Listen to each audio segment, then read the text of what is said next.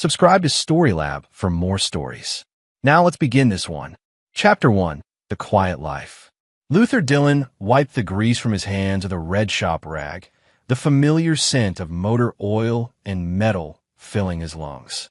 His garage, Dillon's Auto Repair, sat on the edge of Pittsburgh's industrial district, a modest two-bay operation that barely kept the lights on, but gave him something most men in his former profession never got: peace. At 52, Luther looked like he'd been carved from granite and left to weather in the rain. His hands, scarred and calloused, moved with precision as he torqued down the last bolt on a transmission he'd been rebuilding. Those same hands had once extracted confessions from terrorists in Chechnya, dismantled bomb networks in Damascus, and done things in the shadows that would make most men's stomachs turn. But that was 20 years ago, in another life, when he wore the patch of Russian Special Forces, Spetsnaz, when his name was Leonid Dmitriev, and he was one of the most effective interrogators in the GRU.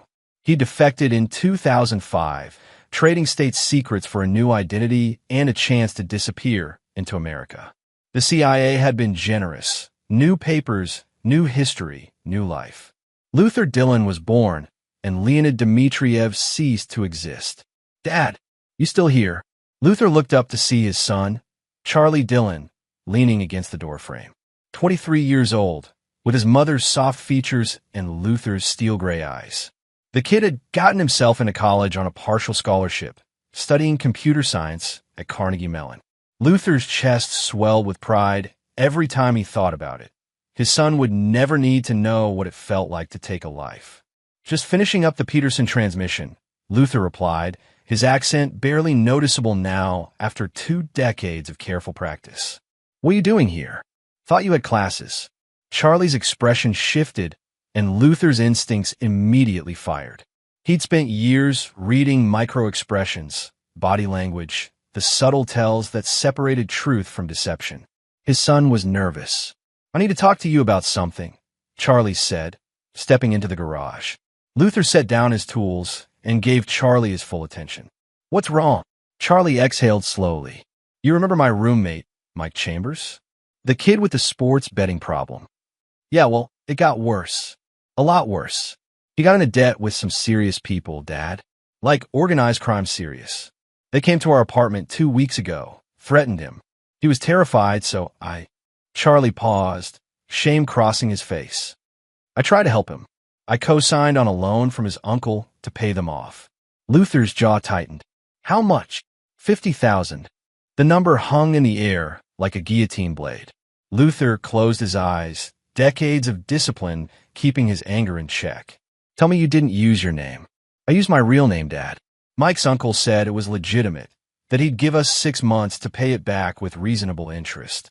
But Mike, he disappeared 3 days ago. Cleaned out his stuff and vanished. His uncle called me yesterday. Says I owe the full amount now. 60,000 with the interest. I have 30 days. Luther's mind was already running calculations, scenarios, threat assessments. This uncle, what's his name? Eugene McConnell. Luther knew that name. Everyone in Pittsburgh's underworld knew that name. Eugene McConnell was the front man for the Camacho family, one of the most vicious crime organizations in the tri-state area. They ran everything from loan sharking to human trafficking, and they had connections that reached all the way to the East Coast syndicates. "You walked into a trap," Luther said quietly. "Mike was bait. They probably have him somewhere, or he's already dead. They targeted you specifically. But why?" "I'm nobody." "Because someone did their homework," Luther replied, his mind already shifting into operational mode. "They know I have money saved. They know I'd do anything to protect you. This is extortion, Charlie. Professional extortion." Charlie's face went pale. "Dad, I'm so sorry. I didn't know."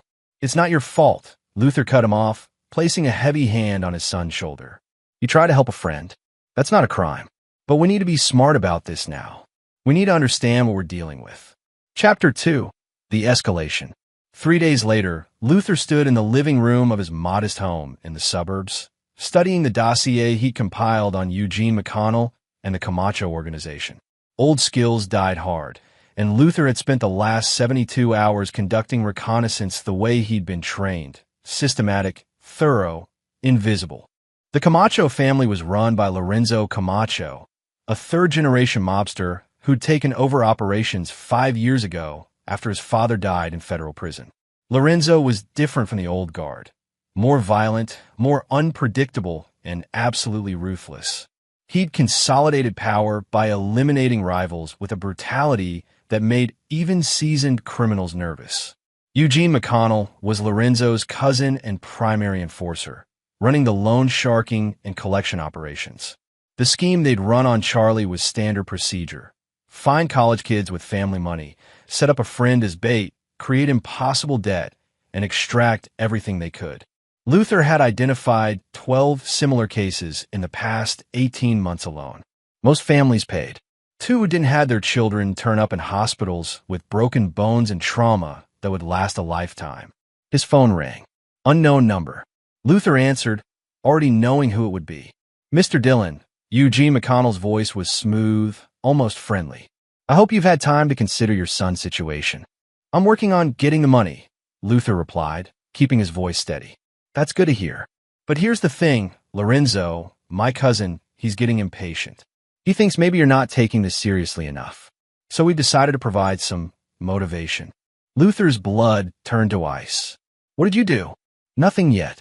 But Charlie, he's got such a bright future ahead of him. Be a shame if something happened to interrupt his studies. We know his schedule, Mr. Dillon. Every class, every route he takes. We know he stops at that coffee shop on Forbes Avenue every Tuesday and Thursday at 2 p.m. We know everything. You touch my son. You'll what? Eugene laughed. You're a mechanic, Dillon. A nobody. You'll pay what you owe, plus the VIG, which is now at $75,000. And you'll do it in 2 weeks, or we'll take payment in other ways. Lorenzo's got a thing about examples, you know? Likes to make sure everyone understands the consequences of defaulting. The line went dead. Luther stood motionless for a long moment, then walked to his basement. Behind a false wall, hidden for 20 years, was a go bag that contained items from his previous life. Fake passports, cash in multiple currencies, encrypted USB drives with contacts, and something else, a satellite phone that connected to a network that technically didn't exist. He made one call. It was answered on the first ring. This is Ghost Protocol. Authentication code. Zhukov 77 Crimson, Luther said. A pause. That code's been inactive for 19 years. Leonid, I need information. Target package on Lorenzo Camacho, Pittsburgh Syndicate. Full workup, properties, routines, security details, family, associates, weaknesses. Everything. That's outside our current operations zone. This personal, they threatened my son. Another pause. You were one of the best we ever had. Information package will be on the secure server in 6 hours. After that, you're on your own. This contact burns after this call. Understood. Luther hung up and climbed the stairs. He had 6 hours to prepare. 6 hours before he stopped being Luther Dillon, mechanic and father, and became something much more dangerous. Chapter 3. The Abduction. Charlie Dillon woke up with a splitting headache and the taste of copper in his mouth. His vision swam as he tried to focus, slowly realizing his hands were zip-tied to a metal chair. The room was dark except for a single bulb hanging overhead, and the smell of mildew and rust filled his nostrils. Panic set in immediately. He pulled against the restraints, but they only cut deeper into his wrists. He's awake, a voice said from the shadows. Eugene McConnell stepped into the light, flanked by 2 large men. Behind them, emerging with the casual confidence of someone who owned everything he surveyed, was Lorenzo Camacho. Lorenzo was younger than Charlie expected, maybe mid-30s, impeccably dressed in a charcoal suit that probably cost more than a semester's tuition. But his eyes were dead, shark-like, and when he smiled, it never reached them. Charlie Dillon, Lorenzo said, his voice carrying a slight accent that spoke of a childhood split between Pittsburgh and somewhere in Latin America. Your father's been avoiding our calls. That's very disrespectful. He's getting the money, Charlie stammered. He just needs time. Time. Lorenzo laughed, a sound like breaking glass. Everyone needs time. But time costs money, Charlie. And your father, he seems to think he can negotiate with us. That maybe if he stalls long enough, we'll just forget about it. Eugene stepped forward with a pair of pliers in his hand, letting them catch the light. Charlie's heart hammered in his chest. Here's how this works, Lorenzo continued, circling Charlie like a predator. Your father gets a phone call. He hears you scream. Then he understands that we're serious. After that, every day he's late, Eugene here pulls one of your teeth. By the end of the week, you'll be eating through a straw. By the end of the month. He shrugged. Well, we'll get creative. Please, Charlie begged. Just call him. He'll pay. I know he will. Lorenzo nodded to Eugene, who pulled out a phone and dialed. It rang 3 times before Luther answered. Mr. Dillon, Lorenzo said, taking the phone. I hope you're having a pleasant evening. I'm here with your son. He's been very cooperative, very polite. But I'm calling because we need to discuss the timeline of your payment. Charlie could hear his father's voice through the speaker, deadly calm. Let me talk to my son. In a moment. First, I want you to understand something. I'm a businessman, Mr. Dillon. I provide services, loans, protection, opportunities. And when people take advantage of those services, I expect them to honor their commitments. Your son agreed to terms. Those terms haven't been met. So now I'm going to help you understand the seriousness of this situation. Lorenzo nodded to Eugene, who grabbed Charlie's jaw and forced it open. No, wait. Charlie screamed, but Eugene was already positioning the pliers. Then everything happened at once. The lights went out. The sound of breaking glass erupted from somewhere above. Shouts echoed through the building, followed by a sharp crack, gunfire, but suppressed, almost silent. More shouting, then a wet thud and silence. Charlie heard footsteps, multiple sets, moving with military precision. The emergency lighting flickered on, casting everything in a red glow. Eugene released Charlie and pulled a gun from his waistband, but he never got to raise it. Something small and cylindrical rolled across the floor, a flashbang grenade. Charlie squeezed his eyes shut just as the world turned white and a concussive blast rattled his teeth. When his hearing returned, the room was full of smoke and bodies. Eugene was on the ground, unconscious or dead. Charlie couldn't tell. The 2 guards weren't moving either. Lorenzo was crawling toward a door, blood streaming from his ears.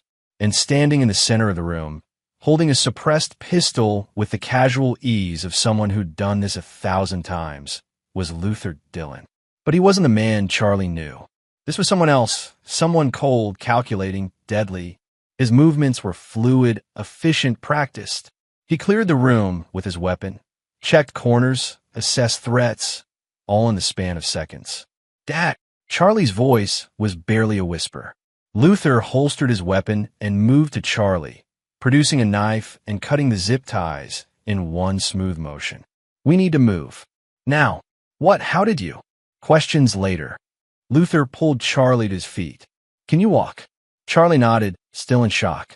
Luther guided him toward a service exit, weapon back in his hand, eyes constantly scanning. They emerged into a warehouse district. A nondescript van sat idling nearby. Luther pushed Charlie toward it, then paused and looked back at the building. Inside, Lorenzo Camacho had managed to crawl to a phone. His hands shook as he dialed, blood still leaking from his ears. Luther's phone rang. He answered, putting it on speaker so Charlie could hear. Who are you? Lorenzo's voice was raw, terrified, nothing like the confident predator from minutes ago. Luther's response was cold, precise, devoid of emotion. You have 2 hours to release my son. He paused, looked at Charlie standing next to him, then continued, which I've already done. Consider this a professional courtesy. You and your entire crew are finished. Every safe house, every operation, every account, I know about all of it. You have 2 hours to dissolve your organization and disappear. If you're still in Pittsburgh by sunrise, I won't stop with your crew. I'll come for your family, your mother in Brookline, your sister in Shadyside, your cousin Eugene's kids in their private school. Everyone. You can't. 2 hours, Lorenzo. I suggest you use them wisely. Luther ended the call and looked at the burning warehouse, where the bodies of Lorenzo's entire inner circle lay dead. The night's work had been efficient, surgical, the product of decades of training most people couldn't imagine. Charlie stared at his father, seeing him clearly for the first time. Who are you? Luther placed a hand on his son's shoulder. Let's go home. Then we'll talk. Chapter 4. The Revelation. Luther drove in silence, taking a serpentine route through Pittsburgh's back streets, checking mirrors, ensuring they weren't followed. Charlie sat in the passenger seat, his hands still shaking, mind trying to process what he'd just witnessed. The father he'd known his entire life, the quiet mechanic who coached Little League and did crossword puzzles on Sunday mornings, had just executed a military-grade hostage rescue that ended with multiple bodies and a crime syndicate in ruins. They pulled into the garage of Luther's house. Only then did Luther finally speak. Inside, quickly, Charlie followed him through the door. Luther immediately went to the windows, checking sight lines, then activated a security system Charlie had never noticed before. Hidden cameras, motion sensors, reinforced entry points. The house was a fortress disguised as suburban normalcy. Sit, Luther said, gesturing to the kitchen table. Charlie sat. Luther poured 2 glasses of whiskey and pushed one across to his son. Charlie drank it in one swallow, welcoming the burn. Your name isn't really Luther Dillon, is it? Charlie finally asked. Luther studied his son for a long moment, then shook his head. No, I was born Leonid Dmitriev. I was Spetsnaz, Russian Special Forces, Intelligence Directorate, specialized in interrogation and information extraction. I did that for 12 years. You were Russian military? Charlie's voice was barely a whisper. I was good at what I did. Too good. They sent me places other people couldn't go, had me do things other people couldn't do. Chechnya, Syria, Ukraine, places that don't officially exist on any map. I extracted intelligence from people who didn't want to give it. I dismantled terrorist cells. I was a weapon, Charlie. A very effective weapon. Luther paused, the weight of those years visible in his eyes. But I saw things, did things. There's a line, and I crossed it more times than I can count. In 2005, I was ordered to interrogate a group of Chechen civilians, a family. Women, children. They wanted me to use them as leverage to find a warlord. I couldn't do it. I knew if I did, I'd lose whatever piece of humanity I had left. So you defected, Charlie said. I traded everything I knew about GRU operations for a new identity. The CIA relocated me, gave me Luther Dillon. I learned to be a mechanic, learned to be normal. Then I met your mother. Luther's expression softened. Diane was a teacher, remember? She knew something was different about me, that I had a past. But she never pushed, never asked questions I wasn't ready to answer. She gave me you, gave me a reason to be someone better than what I was. Charlie remembered his mother. She died from cancer when he was 15. Those last months, watching her fade, had been the hardest thing he'd ever experienced.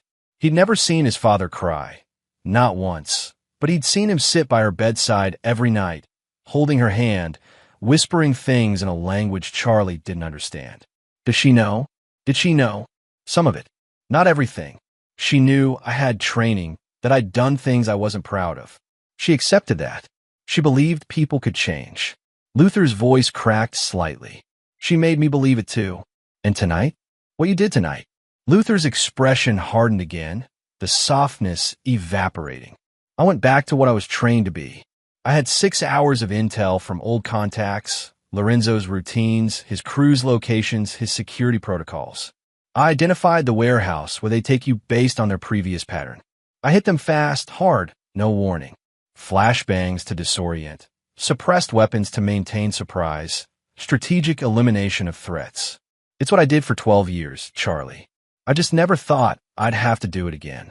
Charlie absorbed this, trying to reconcile the father he knew with the man who just told him about a life of violence and espionage. What happens now? Lorenzo won't just disappear. He will if he's smart.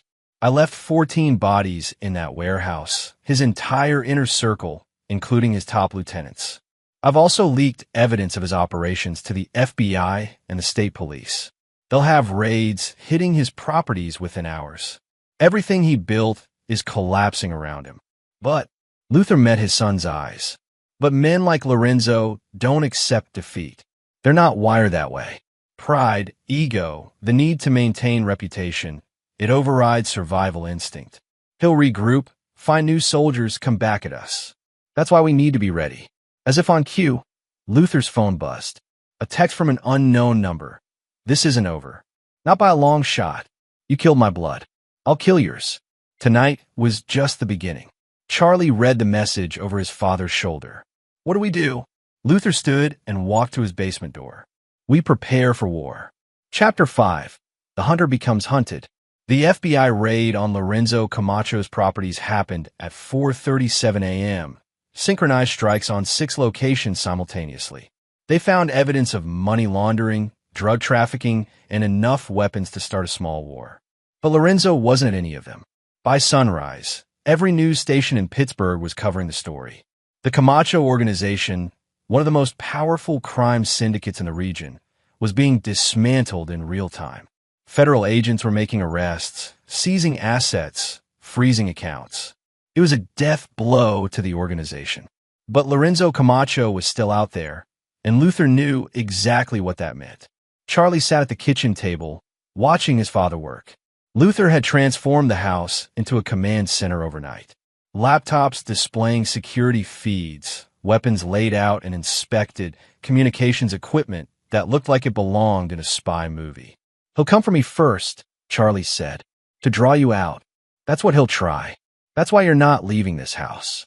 Luther loaded a magazine into a Glock 19, the movement's automatic muscle memory from another life.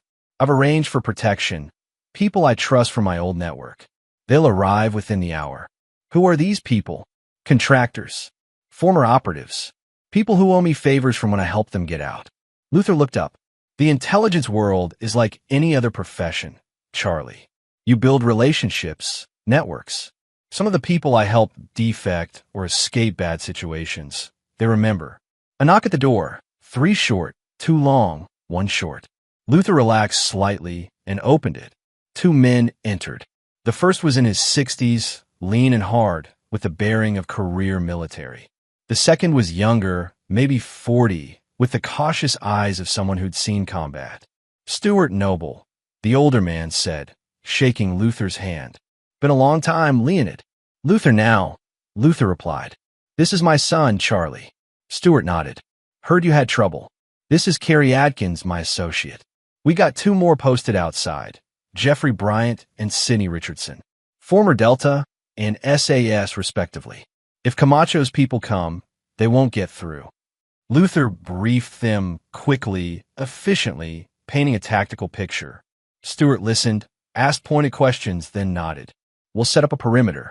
Overlapping fields of fire, motion sensors, the works.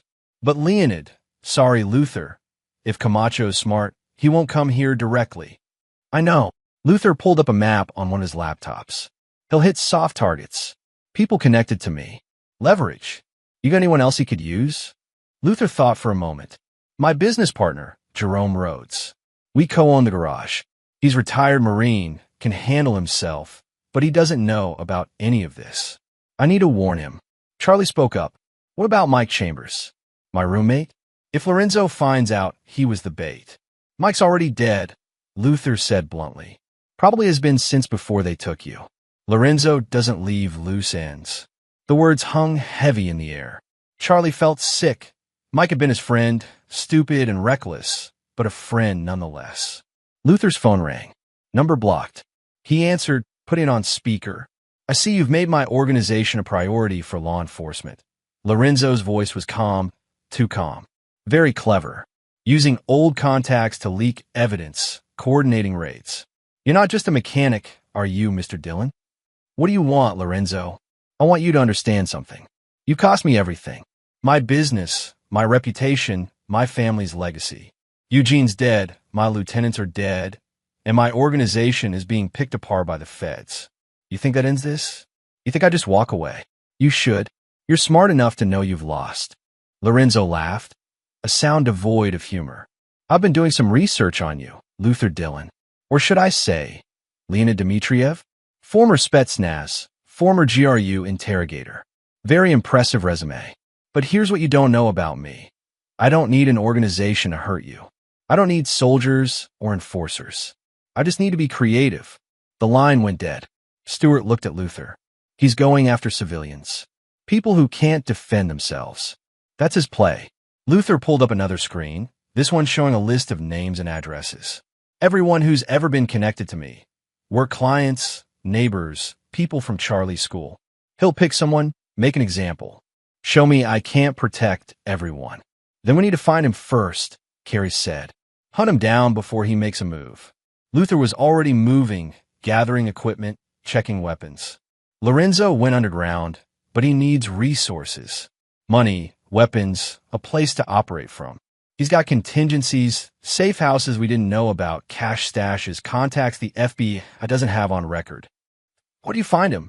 Charlie asked. Luther looked at his son, and for a moment, Charlie saw something frightening in his father's eyes. The cold calculation of a predator sizing up prey. I think like him. I've interrogated enough men like Lorenzo to know how they operate. He's angry, humiliated, but he's not stupid.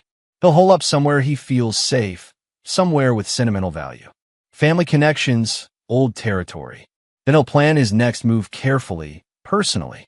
Luther pulled up a map of Pittsburgh and its surrounding areas, marking locations in red.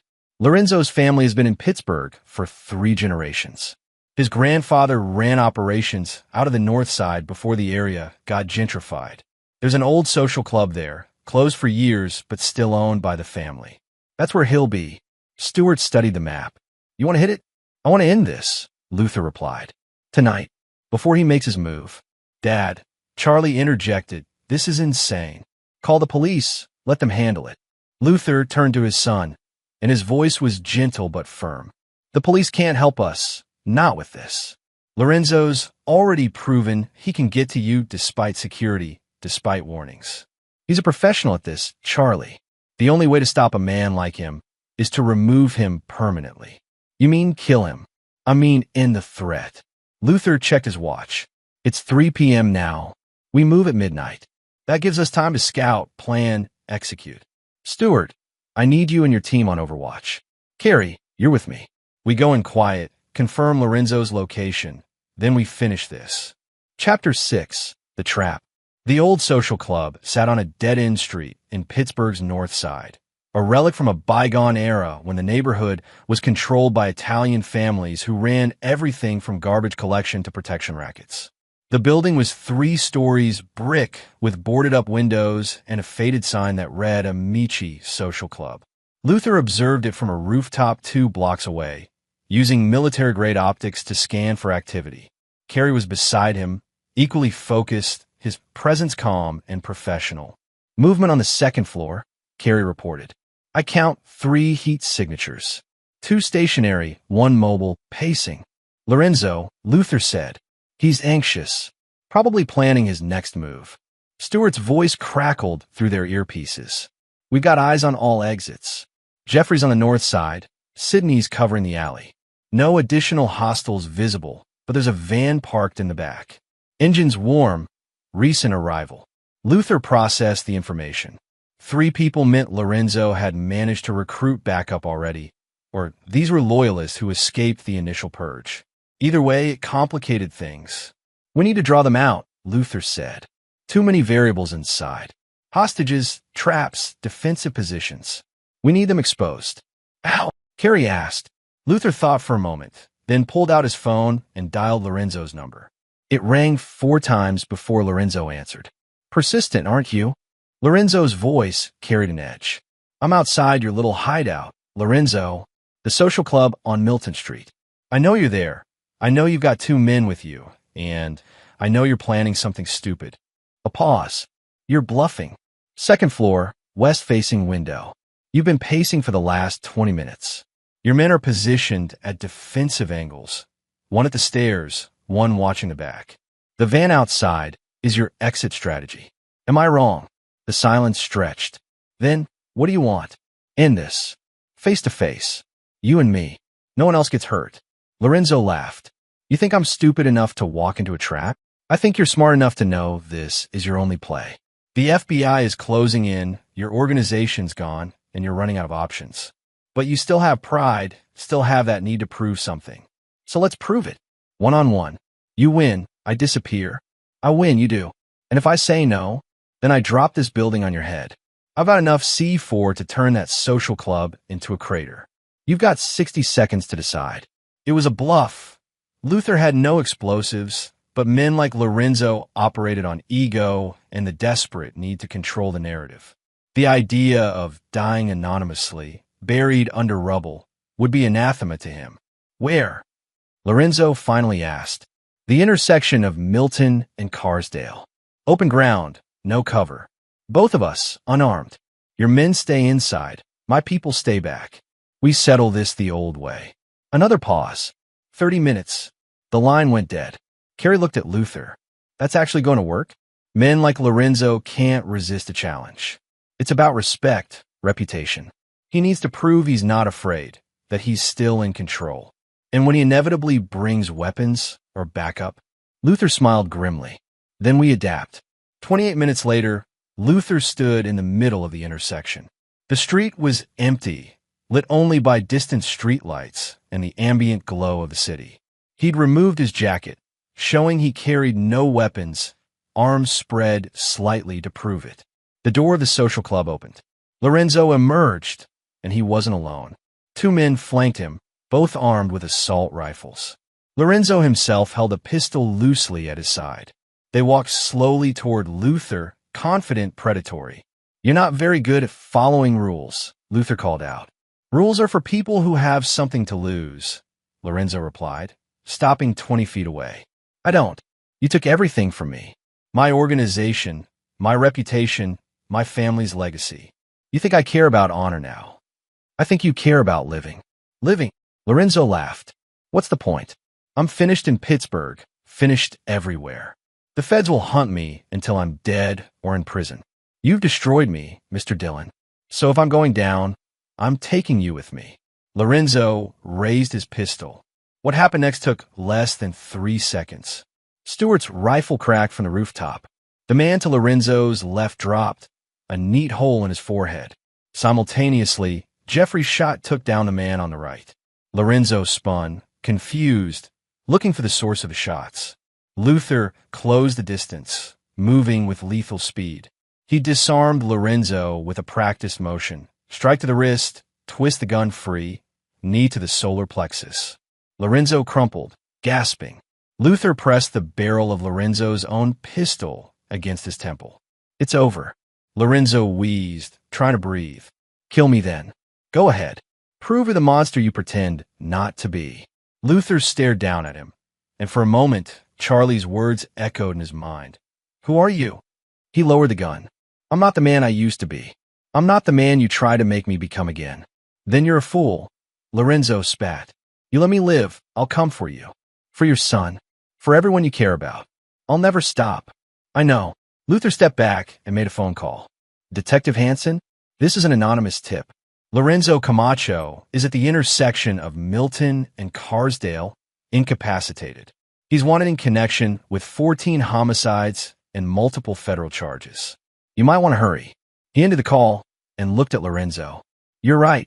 You'll never stop. But now you'll do it from federal prison. And with the evidence I've provided, with your entire organization dismantled, you'll die there. Forgotten, irrelevant, just another convict. Sirens wailed in the distance, growing closer. Lorenzo's face contorted with rage and despair. You'll do nothing, Luther interrupted. You've lost, Lorenzo. Completely. This is mercy, though you don't deserve it. But I have a son who needs to know his father is better than the people who threatened him. Luther walked away as police cars screamed around the corner. Carrie and Stewart appeared from the shadows, and together they disappeared into the night. Chapter 7. The Aftermath. 3 days later, Charlie sat in his father's garage, watching Luther work on an engine with the same methodical precision he'd shown when planning a military operation. The news was still covering Lorenzo Camacho's arrest. Federal prosecutors were calling it the biggest organized crime takedown in Pennsylvania's history. The FBI found enough evidence to charge him with 63 counts, Charlie said, reading from his phone. Money laundering, racketeering, murder, human trafficking. They're saying he'll never see daylight again. Luther nodded, not looking up from his work. Good. Is it though? I mean, you could have killed him. Would have been safer, cleaner. No chance of escape or revenge down the line. Luther set down his wrench and looked at his son. I could have. The old me would have. But your mother once told me something. She said the difference between a soldier and a murderer is purpose. A soldier fights to protect, to defend, to end a threat. A murderer takes life because he can, because he wants to. I killed 14 men to save you, Charlie. That was purpose. But executing Lorenzo in cold blood? That would have been murder, and it would have meant I haven't changed at all. Charlie absorbed this. You think he's really done? No chance of him coming back. From a federal supermax? No. Lorenzo's finished. And with his organization destroyed, no one's coming to get revenge. The Camacho name is poison now. Anyone associated with it is scrambling to distance themselves. What about Mike Chambers? They found his body, didn't they? Luther's expression darkened. 2 days ago, in a landfill outside the city. He was dead before they even contacted you about the death. It was a setup from the start, just like I thought. Charlie felt a wave of guilt and anger. He was stupid, but he didn't deserve that. No, he didn't. But Lorenzo made a choice. He chose violence over mercy, intimidation over humanity. And now he'll pay for that choice every day for the rest of his life. The garage door opened, and a woman entered. She was in her 50s, professional, carrying herself with quiet authority. Charlie recognized her from somewhere, but couldn't place it. Luther, she said, her voice measured. Or should I say Leonid? Luther straightened, his body language instantly defensive. Who are you? Special Agent Diane Hartman, FBI. She showed her credentials. I've been investigating the Camacho organization for 3 years. And I've been reviewing the evidence that mysteriously appeared in our database 3 days ago. Evidence that led to the raids, the arrests, the entire takedown. I don't know what you're talking about, Luther said carefully. Of course you don't. Just like you don't know how 14 members of the Camacho organization ended up dead in a warehouse. Or how Lorenzo was found incapacitated in the street with his bodyguards killed by precision rifle fire. She paused. But here's the interesting thing. I don't care. Luther tensed. What do you want? Nothing. I'm here to tell you that as far as the Bureau is concerned, the Camacho investigation is closed.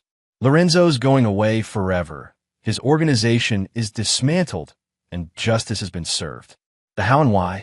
That's not our concern. We got the result we needed. You're covering for us, Charlie said, surprised. Agent Hartman turned to him. I'm closing a case. What happened in that warehouse? Who was responsible? Those are questions that don't need answers. Sometimes, young man, the system needs help from people who operate outside it. Your father provided that help. She looked back at Luther. But understand this, Leonid Dmitriev is officially dead. He died in a car accident in 2005 in Moscow, according to Russian records. Luther Dillon is a mechanic with a clean record. That's how it stays. You go back to your quiet life, I go back to mine, and we never speak of this again. And if I don't agree to those terms? Luther asked. Then I have a lot of difficult questions about how a mechanic managed to orchestrate a military-grade operation that resulted in multiple casualties and the destruction of a major crime syndicate. Questions that would require investigations, depositions, possibly prison time. She smiled slightly. But I don't think either of us wants that. Luther studied her for a long moment, then nodded. Understood. Good. Agent Hartman turned to leave, then paused. For what it's worth, Mr. Dillon, you saved your son and took down a monster. In my book, that counts for something. She left, and Charlie exhaled slowly. Well, that was expected, Luther finished. The FBI isn't stupid. They knew someone with professional training was involved. But as long as their case is solid and justice is served, they're willing to look the other way. So what now? We just go back to normal? Luther smiled, and for the first time in days, it reached his eyes. We try. You go back to school, finish your degree. I keep fixing cars. We have Sunday dinners and watch Pirates games. We be normal. Can we? After everything has happened? Your mother believed people could change, Charlie. She believed I could be more than what I was trained to be. I owe it to her memory to prove that's true. Luther placed a hand on his son's shoulder. What happened these last few days, that was necessary. But it doesn't define us. We define ourselves by what we do next. Charlie nodded slowly. I still can't believe you were Spetsnaz. That you lived this whole other life. It was a lifetime ago. Different man, different world. Luther Dillon is who I chose to become. That's the man your mother fell in love with. That's the man who raised you. The rest is just history. Chapter 8. Complications. 2 weeks later, Luther was closing up the garage when a black SUV pulled into the lot. His instincts immediately fired. Wrong time of day, no appointment, tinted windows. His hand moved toward the concealed weapon he now carried, a habit from the old days that had returned. But the man who emerged wasn't a threat. At least, not obviously. He was in his 60s, distinguished, with silver hair and the bearing of military brass. He wore an expensive suit and carried himself with the confidence of someone who was used to being obeyed. Leonid Dmitriev, the man said in perfect Russian. It's been a long time. Luther replied in the same language. I don't know who that is. I'm Luther Dillon. The man smiled. Of course you are. I'm Eric McKay, though I had a different name when we last crossed paths. Damascus, 2003. You were extracting intelligence from a Hezbollah cell. I was running the CIA operation. Luther's memory clicked. McKay had been his handler during one of his last joint operations before defecting. What do you want? To talk. About the Camacho situation. About how a retired mechanic managed to dismantle an entire crime organization using tactics and precision that only someone with extensive special operations training could accomplish. I don't. Please, McKay interrupted. Let's not insult each other's intelligence. I know exactly who you are, and what you did. The question is, what happens next? Luther's jaw tightened. The FBI cleared it. It's done. The FBI doesn't know what I know. They see a crime solved. I see an asset that's been dormant for 20 years suddenly becoming active again. McKay stepped closer. You were one of the best, Leonid. The most effective interrogator the GRU ever produced. You could break anyone, get any information, and you did it without leaving marks. That's a rare skill set. That person doesn't exist anymore. Doesn't he? Because from where I'm standing, he just executed a flawless operation that resulted in 14 confirmed kills and the neutralization of a major criminal enterprise. Those aren't the actions of a mechanic, Leonid. Those are the actions of a trained operator who never really stopped being what he was. Luther felt a cold dread settling in his stomach. What do you want? McKay pulled out a folder and set it on the workbench. There are situations, problems that conventional law enforcement can't handle. People who operate outside the system, beyond reach. The world hasn't gotten safer since you left it. If anything, it's gotten more complicated. We could use someone with your particular skills. Freelance, of course. No official connections, complete deniability. You want me to work for you? I want to offer you opportunities. Situations where a man with your background could make a real difference. Good money, no questions asked, complete protection. Luther didn't touch the folder. I have a son, a life. I'm done with that world. Are you? Because that world just came knocking on your door, and you handled it with the efficiency of a seasoned professional. You can pretend to be Luther Dillon all you want, but Leonid Dmitriev is still in there. Still capable, still dangerous. McKay leaned against the workbench. I'm not here to threaten you. I'm here to remind you that you have options. The life you've built is safe because we allow it to be safe. Think about that. McKay turned to leave, then paused. The folder contains details on 3 operations. High-value targets, all bad people, all problems that need solving. If you're interested, the contact information is inside. If not, consider it a gift, intelligence you can choose to act on or ignore. He left, and Luther stood alone in the garage, staring at the folder like it was a coiled snake. That evening, Charlie found his father sitting in the dark living room, the folder unopened on the coffee table. What's wrong? Charlie asked. Luther looked up, and his son saw exhaustion in his eyes. Someone from my past came by today. Offer me work. What kind of work? The kind I swore I'd never do again. Charlie sat down. You gonna take it? No. I built a life here, Charlie. I have you. I have the garage. I have peace. I'm not throwing that away. But Luther smiled grimly. But they reminded me that peace is fragile. that the world I left doesn't forget. That Leonid Dmitriev might be buried, but he's not dead. So what do? I keep being Luther Dillon. I keep fixing cars, watching out for you, living the life your mother wanted for us. He picked up the folder and carried it to the fireplace, tossing it in. The flames caught quickly, consuming whatever secrets were inside. I choose the man I want to be, not the man I was forced to become. Charlie watched the folder burn. You think they'll let you? McKay and whoever he works for. They don't have a choice. I kept my end of the bargain. I stayed hidden, stayed out of their world. What happened with Lorenzo was personal self-defense. They can't hold that against me. And if they try? Luther looked at his son, and for a moment, the cold precision of Leonid Dmitriev flickered in his eyes. Then they'll learn the same lesson Lorenzo did. Some people are better left alone. Chapter 9. The New Normal. 3 months passed. Lorenzo Camacho's trial was a media sensation. Federal prosecutors paraded a damning array of evidence that painted a picture of a criminal empire built on violence and exploitation. Lorenzo sat through it all with dead eyes, knowing his fate was sealed. He was sentenced to 8 consecutive life terms without possibility of parole. The judge's words were scathing. You represent the worst of humanity, a predator who built wealth on the suffering of others. Society is safer with you removed from it. Luther watched the sentencing on the news in his garage, Jerome Rhodes standing beside him. Hell of a thing, Jerome said. He was in his 70s, a former Marine who'd partnered with Luther 10 years ago. That boy you saved, Charlie, he's a good kid. You did right by him. I did what any father would do. Jerome looked at him sideways. Not any father could do what you did. I know you don't talk about your past, Luther, and I respect that. But I ain't stupid. The precision, the planning, that wasn't amateur hour. That was professional work. Luther didn't respond, and Jerome chuckled. Don't worry, I ain't asking questions. Just saying, you're a good man who did a hard thing to protect his family. No shame in that. Jerome clapped him on the shoulder. Now, we got that Barrett transmission to finish. Lady's been calling every day. Life settled into a rhythm.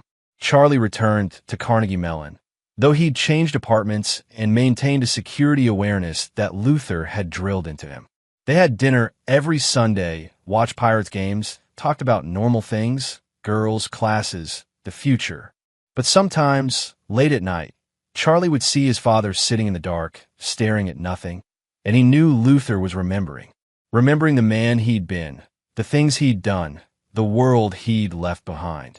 One Sunday evening, as they cleaned up after dinner, Charlie finally asked the question that had been bothering him. Do you regret it? What you did is save me. Luther dried a plate, considering his words carefully. I regret that it was necessary. I regret that men like Lorenzo exist in the world. But saving you? No, Charlie. I'd do 1,000 times over. You're my son. You're the proof that I'm more than what I was trained to be. McKay hasn't come back? No, and he won't. I made it clear that chapter is closed. And if he does, Luther set down the dish towel and looked at his son. Then I'll handle it, but on my terms in my way. I'm not Leonid Dmitriev anymore, Charlie. That man died 20 years ago. I'm Luther Dillon, mechanic, father, man who's trying to be better than his past. Charlie nodded, accepting this. Mom will be proud of you, of who you've become. Luther's eyes glistened slightly. Your mother saved me long before Lorenzo ever threatened you. She gave me a reason to believe in redemption, in the possibility that people can change. Everything I've done since meeting her has been about honoring that belief.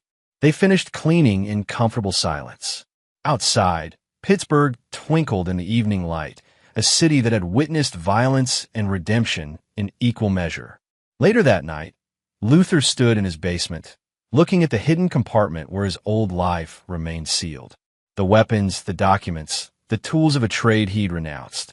He thought about McKay's folder, about the world of shadows and violence he'd left behind.